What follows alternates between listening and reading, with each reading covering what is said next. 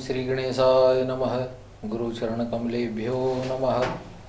वास्तु पुरुषाय नमः। विश्वकर्मणे नमः। वास्तु और ज्योतिष के इस प्रोग्राम में बहुत से क्वेश्चन ऐसे आए हैं जो एक ही विषय से संबंधित हैं। व्यापार में व्यापार का सही ना चलना, मेहनत के बावजूद फल का प्राप्त ना होना, व्यापारिक संस्थान वास्तु के हिसाब से बनाया हुआ है मगर फिर भी कोई ना कोई परेशानी आ रही है। ऐसे बहुत सारे क्वेश्चन, ज्योतिष में अधिकतर क्वेश्चन विवाह से संबंधित और कारोबार से संबंधित ही आ रहे हैं। बंधुओं, जितनी भी अब तक जन्म पत्री देखी हैं उसमें से 80% जन्म पत्रियों में राहु, शनि, केतु के अधिक दोष इसमें पाए गए हैं।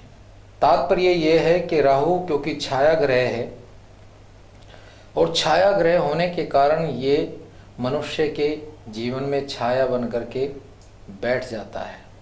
जैसे कि आप लोगों को अवगत है कि जिस खेत में छाया पड़ती होगी वहाँ पर बीज उत्पन्न कम होता है। ये छाया का प्रभाव है। अप एंड डाउन की स्थिति बनी रहती है। कारोबार में कभी कभी वृद्धि नज़र आती है लेकिन फिर एकदम से डाउन हो जाता है कारोबार। राहु के प्रयोग मैंने आपको बहुत सारे बताए हैं।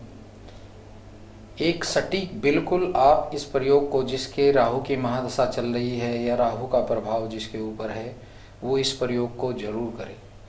एक शनिवार को या बुधवार के शाम को आप नदी के किनारे जाएं और 64 नारियल लेकर के उनको बारी बारी से, थोड़ी देर का प्रयोग जरूर है लेकिन आप इस प्रयोग को करने के बाद बहुत संतुष्टि प्राप्त करेंगे। 64 नारियल आपको लेके जाने हैं, उन पर धागा बांध करके और एक एक को 8-8 बार एंटी क्लॉकवाइज घुमाना है और चलते पानी में प्रवाहित करते हुए ओम रांग राहवे नमः का आपको जाप करते रहना है। 64 जिस समय जल में आप प्रवाहित कर दें उसके बाद प्रार्थना करें, हे जल देवता, हे जल के अधिष्ठात्री देवता,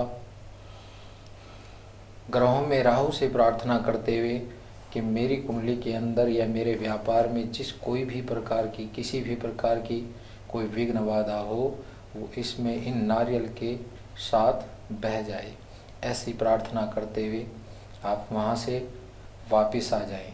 बस ध्यान ये रखना है जिस समय ये प्रयोग आप करें उस समय बोलना नहीं है और जिस समय आप वापसी आए तो पीछे भी नहीं देखना है। चाहे कोई आवाज़ भी लगाए तब भी आपको पीछे मुड़ के नहीं देखना है। घर आने से पहले अपने हाथ पैर धो करके घर में प्रवेश करें तो आपकी राहु के द्वारा जो आप पीड़ित हैं, जिस चीज़ की भी कुंडली में राहु प्रभावित हो रहा है तो उसका वह कष्ट, वह विघ्न, वह बाधा दूर हो जाएगी। ये मेरा विश्वास है। आज का पहला क्वेश्चन आया है कंचन जी का। 25 मार्च 92 का इनका जन्म है। विवाह योग, शादी की बात बनती बनती टल जाती है, पढ़ाई में बाधा तो नहीं है। कंचन जी, आपकी लगन है धनु। धनु लगन में राहु का बैठा होना और केतु का सप्तम भाव में बैठा होना। केतु का सप्तम भाव में मैंने अभी बताया कि राहु और केतु से प्रभावित अधिकतर व्यक्ति, अधिकतर श्रद्धालु इसमें आ रहे हैं। केतु का प्रभाव आपकी कुंडली में विवाह स्थान पर बैठा हुआ है। यही वजह है कि वो बात बनती बनती टल जाती है। शुक्र में बृहस्पति और बृहस्पति में शनि का प्रत्यंतर इसमें चल रहा है। बृहस्पति इस समय गोचर में मिथुन राशि का चल रहा है, अतः विवाह तो इसी साल के योग आपके बन रहे हैं। 5 अप्रैल आपका मार्च का जन्म है तो मार्च से मार्च के बीच में आपके विवाह के योग बन जाएंगे। शुक्र की महादशा क्योंकि विवाह की कारक बताई गई है ज्योतिष के अनुसार, अतः आपकी शुक्र की महादशा चल रही है। बृहस्पति गोचर में आपके पति स्थान पर ही या पत्नी स्थान पर ही चल रहा है। बुध का प्रत्यंतर आपका अप्रैल में आएगा, उससे पहले पहले आपके कहीं ना कहीं कोई ना कोई बात आपकी विवाह संबंधित बन जाएगी। दूसरा क्वेश्चन आपने किया है पढ़ाई में कोई बाधा तो नहीं है। मंगल आपके पढ़ाई स्थान का स्वामी है और वो अपनी मित्र राशि में नहीं है, अतः आप मंगल का प्रयोग जरूर करें। एक साफ प्लेट लेकर के उसमें एक त्रिभुजाकार बनाइएगा, त्रिकोण बनाइएगा जिसकी तीनों भुजाएं बराबर हों। उसमें एक बीच में बिंदु लगा करके रोली चावल फूल से मंगलवार को लाल पुष्प का इसमें प्रयोग किया जाता है। फूल से मंगल ग्रह का ध्यान करते हुए आप उसमें पूजा करें। उसके बाद मंगलवार का व्रत रखें। व्रत नहीं रख सकते तो शाम को उस त्रिकोण के ऊपर, उस पुष्प के ऊपर आप थोड़ा सा जल डालिएगा। इससे आपके जो मंगल का दोष है वो कम हो जाएगा और पढ़ाई में जो विघ्न बाधा आने की आशंका हो रही है वो भी दूर होगी। ये प्रयोग आपको 8 मंगलवार तक रेगुलर करना है। विवाह से संबंधित जो आपने क्वेश्चन किया है उसके लिए आप केतु का एक प्रयोग जरूर करें। सतनजा लेकर के 800 ग्राम सतनजा या 1.25 किलो सतनजा लेकर के बुधवार की सुबह अपने ऊपर से 8 बार उसार करके चलते पानी में बहाएंगे। ये भी प्रयोग आपको 8 बार ही करना है। इससे आपके केतु का जो प्रभाव आपके विवाह स्थान पर आ रहा है ये कम हो जाएगा और विवाह के योग बन जाएंगे। अगला क्वेश्चन आया है श्री प्रदीप सचदेवा जी का, हकीकत नगर से। 1 अक्टूबर 65 का इनका जन्म है। कारोबार ठीक नहीं चल रहा है और रेडीमेड गारमेंट की इनकी दुकान है। 12 बजे का इनका समय है रात्रि का।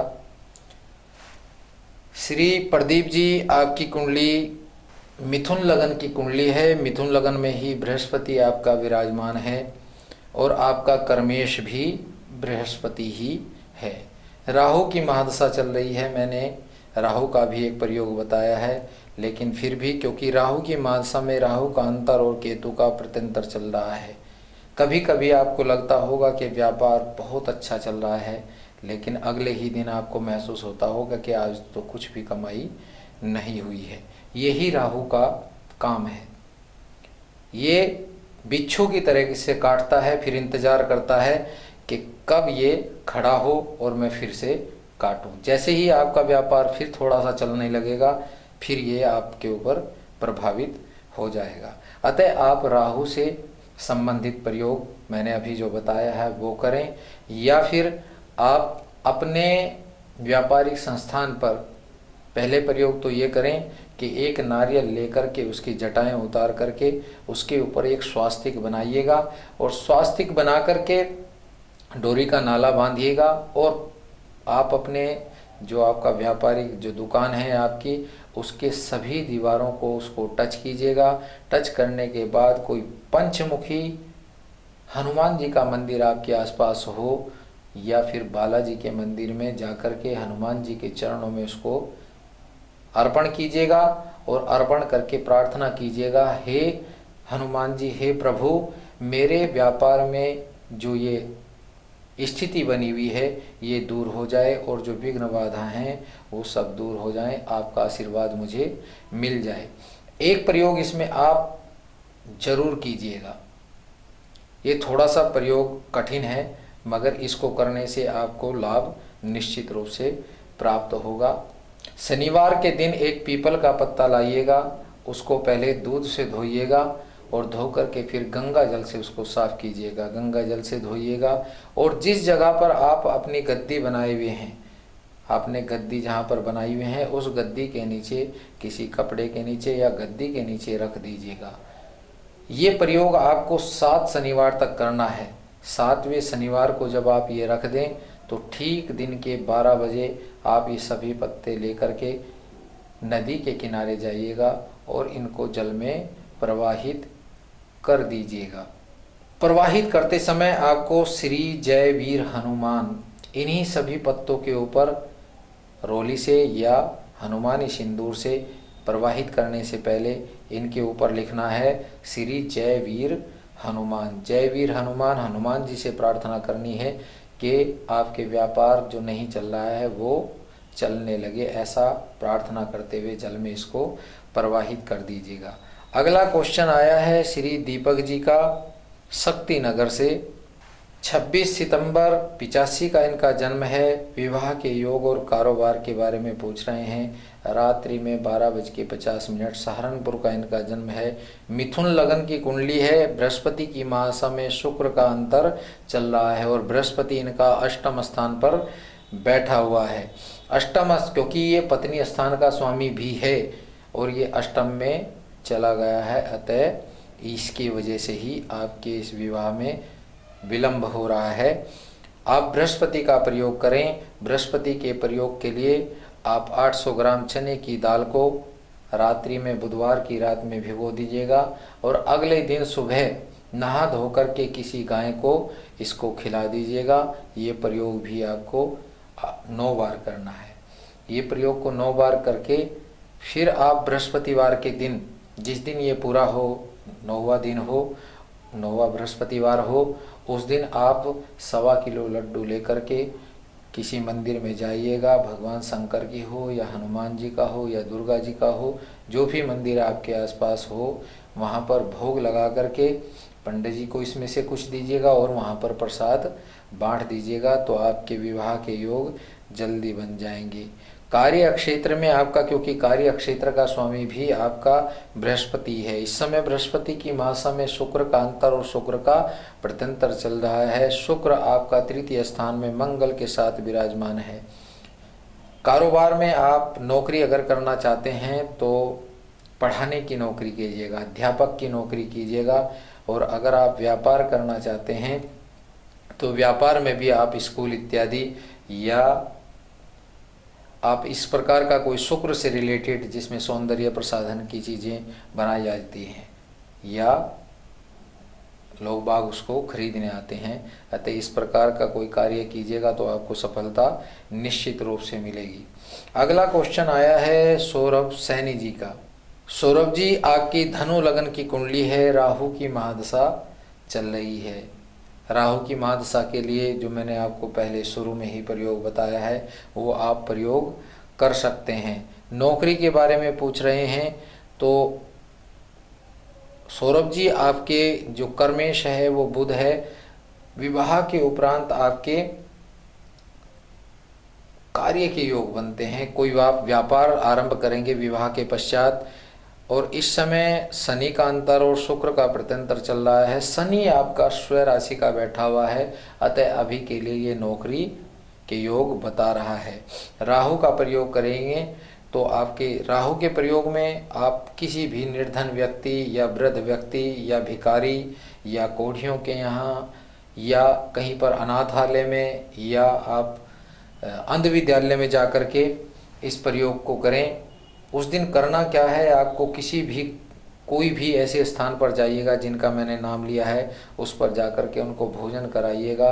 भोजन करने के पश्चात जो गोला आता है जिसको हम नारियल कहते हैं, उसको आप एक एक फाँक जरूर उसके बाद भोजन कराने के बाद दें, तो आपका ये राहु का जो दोष है ये दूर हो जाएगा या कम हो जाएगा और आपका जो नौकरी का ये विषय है ये आप इसमें सक्सेस हो जाएंगे। अगला क्वेश्चन आया है मोहित सिंगल जी का। 21 सितंबर 87 का इनका जन्म है और शाम को 7:50 सहारनपुर का। विवाह कब तक और कारोबार कैसा रहेगा? चंद्रमा की महादशा चल रही है मोहित जी। आपकी चंद्रमा की महादशा में शनि का अंतर और बृहस्पति का प्रत्यंतर चल रहा है। चंद्रमा आपका चतुर्थेश होकर के अपने से पंचम में मित्र राशि का बैठा हुआ है।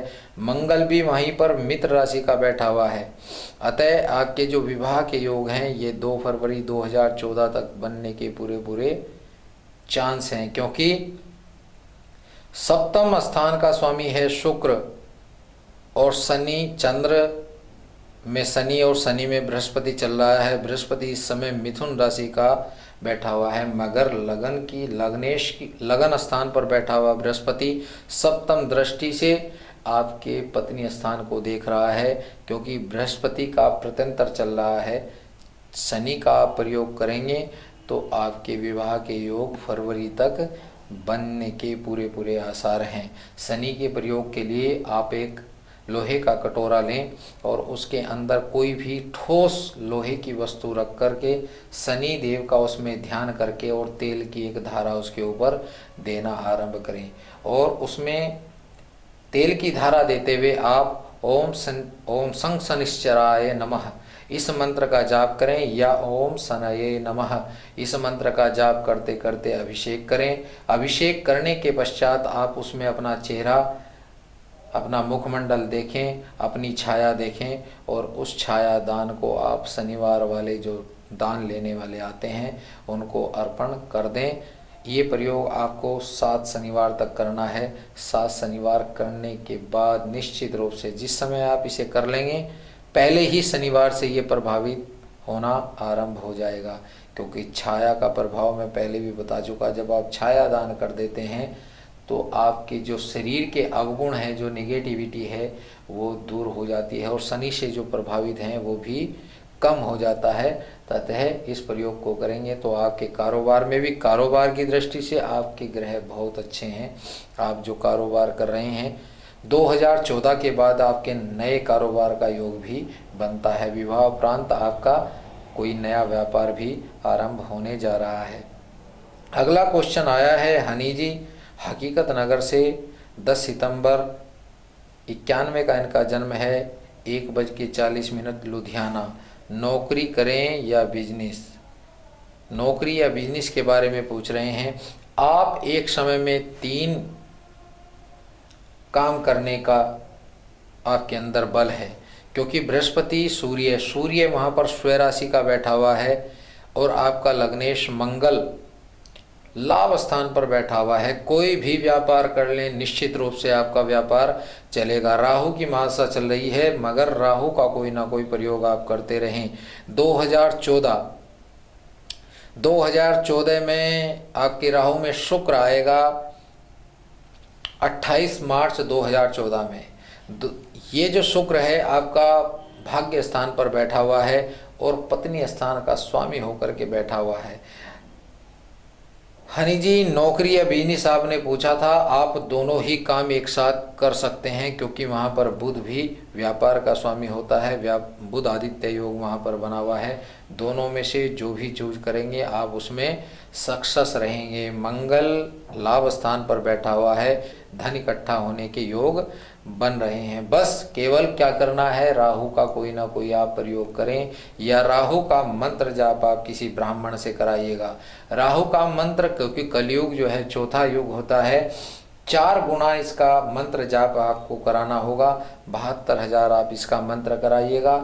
अगर मंत्र जाप के साथ आप हवन नहीं कराना चाहते, क्योंकि इसका हवन दूरवे से होता है, दोबड़ा जो होता है उससे, दोबड़े के लिए लिखा हुआ है। इसका दोबड़े का ही प्रयोग क्यों लिखा है, हमारी पूजा में दोबड़ा ही क्यों यूज होता है, इसका कारण है। शब्द लिखा हुआ है कांडात कांडात परोहंति परुखः परुखस पर ये वानो दूरवे प्रत्नो सहसेन सतेन चे। जिस प्रकार से कांडात एक गांठ से दूसरी गांठ बनते बनते सैकड़ों और हजारों दूरबा हो जाते हैं, इस प्रकार से मेरे कार्य की वृद्धि हो, इस प्रकार से मेरा जो मैं काम करना चाह रहा हूँ उसकी वृद्धि हो।